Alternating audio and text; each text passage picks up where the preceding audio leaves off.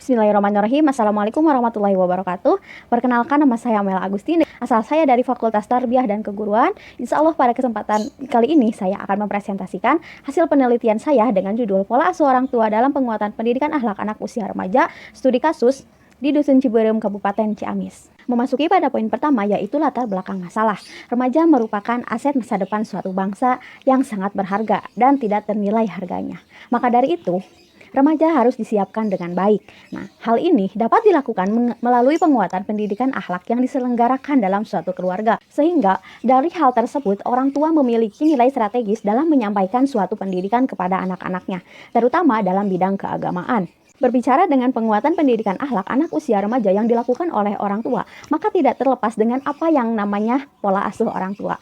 Nah, pola asuh orang tua adalah suatu interaksi antara orang tua dengan anak, di mana orang tua memberikan dorongan kepada anak-anaknya dengan cara mengubah tingkah laku agar anak-anaknya tumbuh dan berkembang secara optimal, baik dari segi fisik maupun akhlak. Berdasarkan latar belakang yang saya sampaikan, maka dari hal tersebut menunjukkan bahwa pentingnya peran orang tua dalam penguatan pendidikan akhlak anak usia remaja yang diselenggarakan oleh orang tua di dalam keluarganya. Lalu, dalam penelitian ini memiliki beberapa tujuan. Yang pertama yaitu mengetahui bagaimana program penguatan pendidikan akhlak anak usia remaja di Dusun Ciberem. Yang kedua, bagaimana pola asuh orang tua dalam penguatan pendidikan akhlak anak usia remaja di Dusun Ciberem. Lalu yang ketiga ada, apa saja faktor pendukung dan penghambat pola asuh orang tua dalam penguatan pendidikan akhlak anak usia remaja di Dusun Ciberem. Dan memasuki kepada poin yang selanjutnya, yaitu pendekatan dan metode penelitian.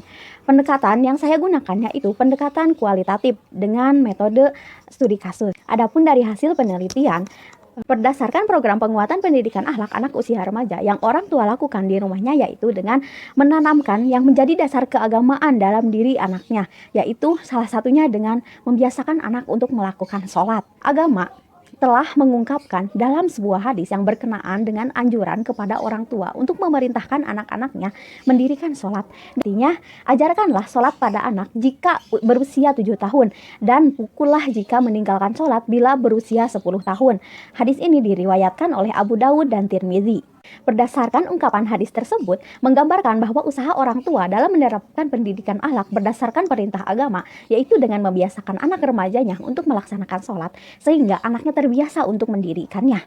Berdasarkan hadis tersebut, maka telah memiliki kesesuaian dengan apa yang dilakukan oleh orang tua terhadap anak-anaknya. Kedua, yaitu pola asuh orang tua dalam penguatan pendidikan akhlak anak usia remaja. Dalam pola asuh yang orang tua lakukan kepada anak-anaknya cenderung lebih simpel. Dari hal tersebut telah memiliki kesesuaian dengan teori yang dikemukakan oleh Tridonanto pada tahun 2014, yaitu anak diberikan kesempatan untuk mandiri dan mengembangkan kontrol secara internal. Yang kedua, anak diakui sebagai pribadi oleh orang tua dan turut terlibat dalam pengambilan suatu keputusan.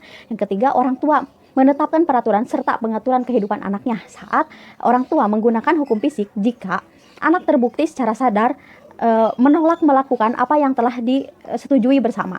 Lalu yang keempat ada orang tua memprioritaskan kepentingan anak, tetapi tidak ragu-ragu untuk mengendalikan mereka.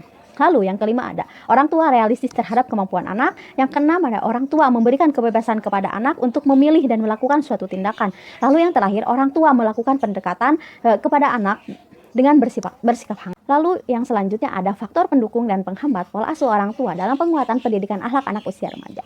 Ya, adapun faktor yang menjadi pendukung dalam pola asuh ini yaitu lingkungan keluarga, lingkungan bermain, adanya majelis, penyaluran hobi anak, juga komunikasi dua arah antara orang tua dengan anak.